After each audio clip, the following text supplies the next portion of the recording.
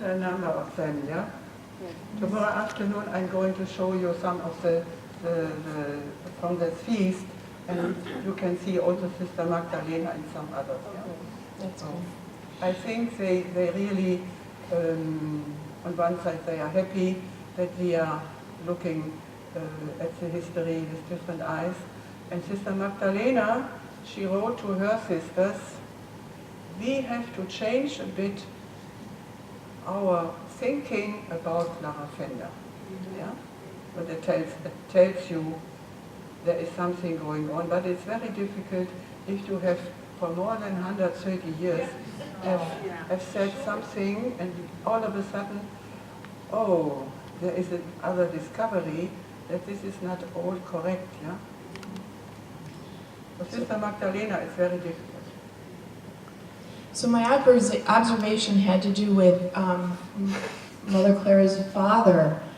And, you know, it's easy for us to look at one side of the story, but if I look behind it, I think, you know, that he converted 4 weeks before his death, that he was friends with the Catholic priest, that, you know, he had to protect himself, he had to protect his family and his status, and so he probably had a Catholic heart. He may have converted internally years before, but in order to remain in the area, he had, you know, and protect his family and his wealth or whatnot, he couldn't do that until the end. And so I like to think about the fact that he probably was, we often, sometimes when we read the story, we think, oh, Mother Clara and her father were separated by that, but they probably weren't as much as we think. They were not separated at all. She had a great, great love for her father, yeah? And I'm sure that she has been praying for him, yeah? And I have read also historical books from the city of Hallenbelt and from Wheaton, and everywhere Heinrich Pfaender is I find he was highly estimated by all the people, yeah? So, but slowly but surely he got them to that position. Yeah, we do not know the details, but Mother Clara really was then very happy to get this information. Yeah.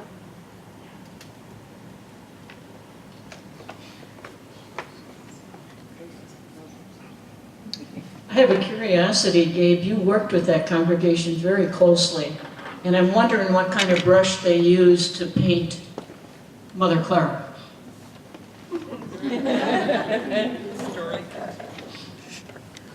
So, you know, when I was first introduced, now I want to say Teresa knows this community, and Dawn has been there to give them retreat.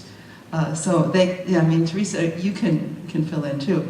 But when I was first introduced, I was introduced as one of their cousins, okay, and that I'm a Wheaton Franciscan. And then they just said, you know, Clara Pfaender. And I could feel this like, you know, like Clara Pfaender was the criminal here. And the way, you know, like the way we react to someone who is the bad guy in the story. That's how they reacted to Clara Pfaender. Now, I want to say too, the more I was there, I also began to feel a kind of a compassion for, because I had the reaction to Theresia von Zell that way, see?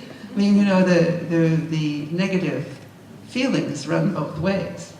But the more I sat under the picture of Theresia von Zell, I said, you know, I would begin my morning talking to her, and then I'd go do the chapter work with them, you know.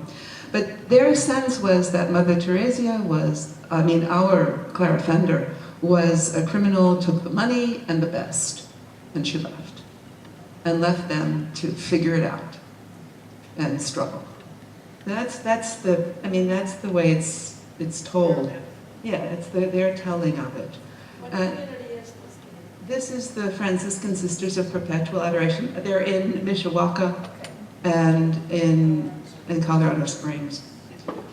So, it was difficult. So then, as I said, I was there the day of the rehabilitation when the letters came from our Magdalena and their Magdalena. So their Magdalena wrote to them, our Magdalena wrote to us. I had the email, I had the pictures, you know, they had them too. And it was really quite an interesting moment. You know, of course I teased them because they had hired me to do circle process. They wanted a circle chapter. And I said to them, I said, you know, had there been circle process.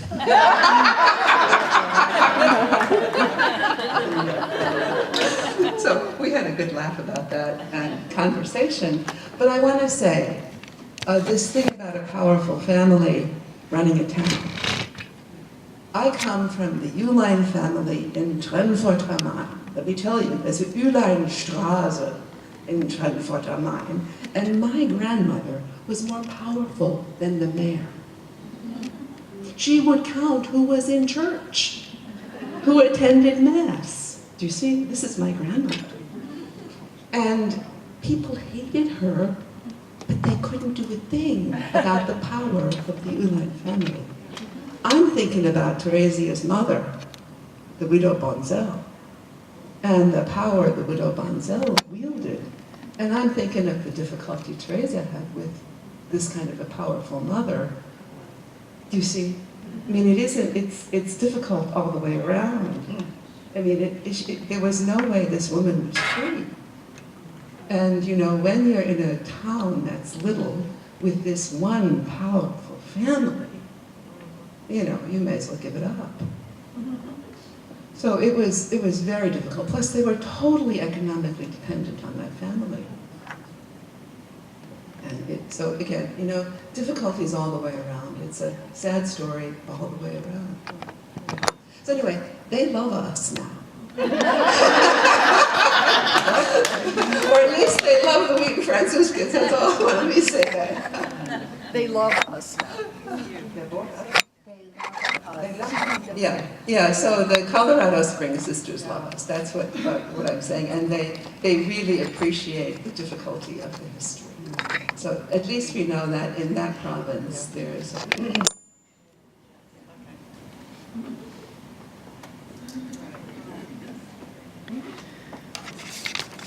I would add just a couple snippets.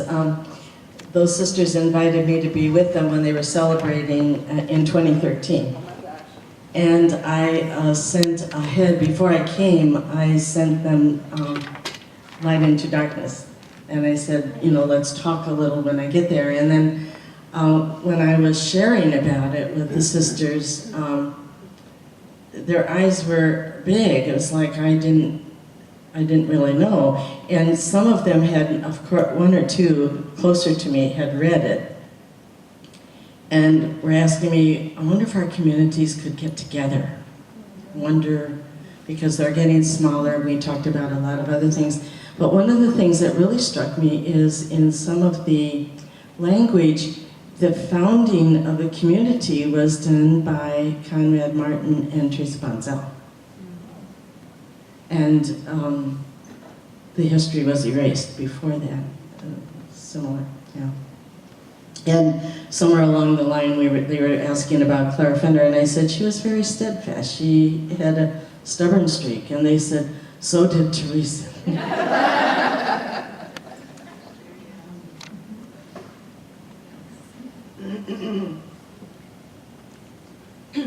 It's a new topic. I'm a little confused, Carlos, so I'd like to just have this straightened in my mind. In our original constitutions, one of the pieces of it was the purpose was adoration. And when you described, that was, I had never heard that before, that it was that cross that people were having adoration in front of. Is that, did I hear that right? That it wasn't the host in the monstrance or in the tabernacle? It was in the tabernacle, yeah? I cannot show you the tabernacle, but above the tabernacle there was a cross, yeah? So they started adoration before the closed tabernacle, but there was this cross, and this cross is a kind of of symbol, yeah? So inside cotton, the adoration before the exposed Blessed Sacrament, we have only since 1934, yeah? So, but it does not take away anything from Eucharistic adoration, whether that way or that way, yeah? Okay, thank you.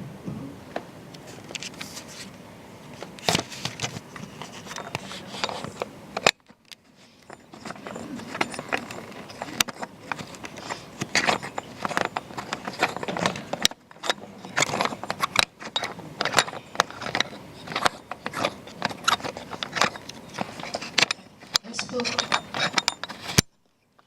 a little with Sister Carola yesterday that in the presentation I was struck with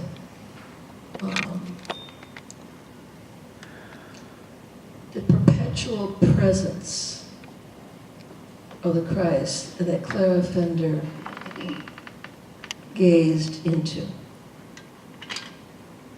Whether it was the cross or the tabernacle, but it was the presence, and how some of her words were, if you live in that presence, all will be well.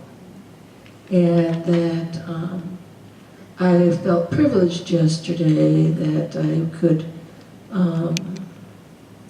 that Carla had given herself so much to this research and to finding the deep spirit of Clara Pfaender for us, and that constant presence.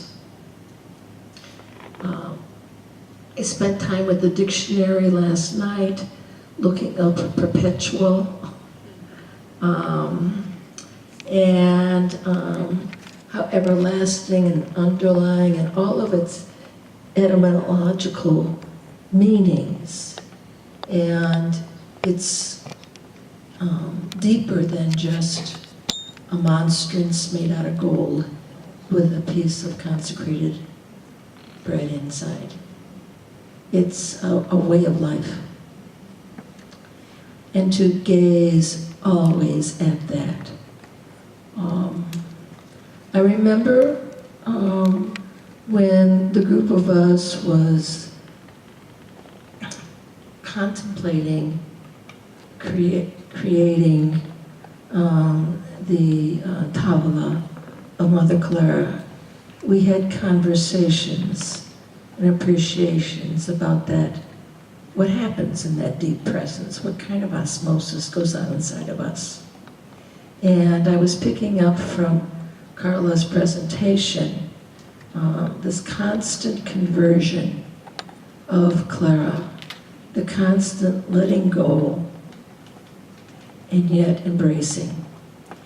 And this was, and then playing with the words always, the light from the darkness. And I have just been spending a lot of time in the Buddhist practice of Thomann, of taking in the darkness of the world and taking it into the light of our hearts and then sending it out as light. And then praying that way. And I became, that's what the practice of perpetual adoration is. It's a perpetual presence of taking in the darkness of the world and sending it and holding it in the light of our hearts, the hearts of Jesus and Mary, the hearts.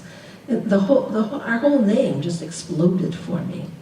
Okay, and then this morning when I woke up, I remembered a painting that, in forming the Tavola, among the group, there were some who were artists and some who were not familiar with even the names of the different kinds of paints of art.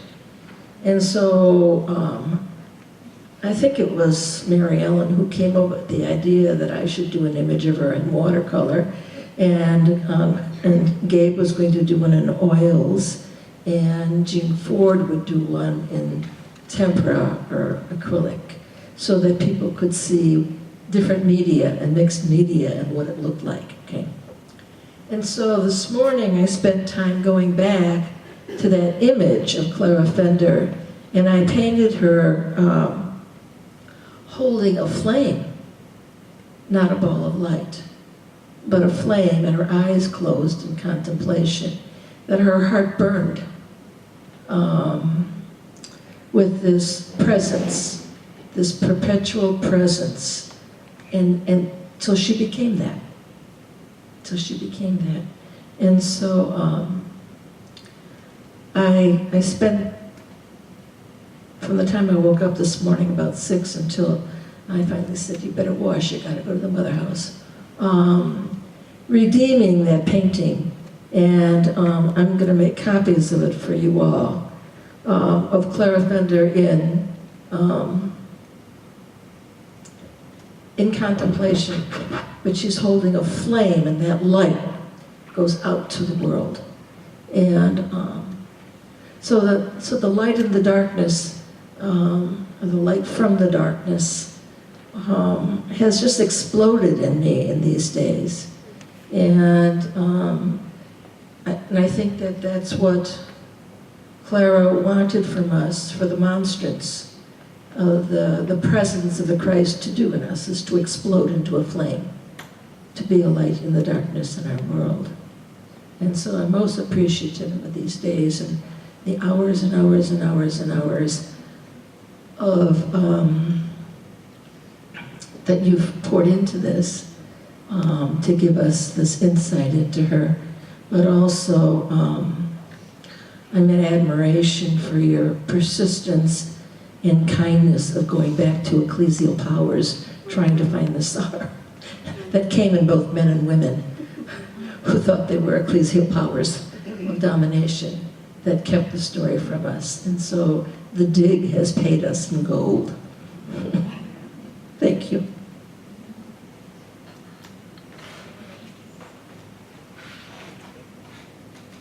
Well, just to say in 3 sentences, maybe what Georgine said, and that is that what Clara Pfaender was experiencing and what Georgine now is experiencing is what you experience.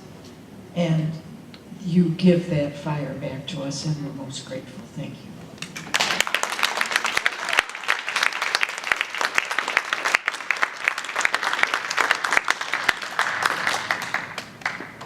Thank you. But I think all of you are living this and giving this in your own special way. Yeah? Your uniqueness. You can be grateful. And also when Georgine speaks about the body of Christ, all of us, we are the body of Christ. Yeah? All of us are the body of Christ. You know what St. Augustine said, yeah? Sometimes one of our Franciscans, every day we have a Franciscan father coming from Paderborn for the Eucharist. Sometimes the priest is saying before communion, receive what you are, yeah? What you are becoming. The word from St. Augustine. Okay, thank you so much, Sister Carla. This was just a wonderful morning, and it does give you appreciation for what it means to give birth to something. Anyone who has given birth, you know, you just feel the labor pains of what this whole experience for Mother Clara was to birth our congregation, and that we're here today through her love and her labor. So we have a little break until 11:30. We are coming back at 1 o'clock, okay? So if you can make note of that in the schedule, that we return at 1.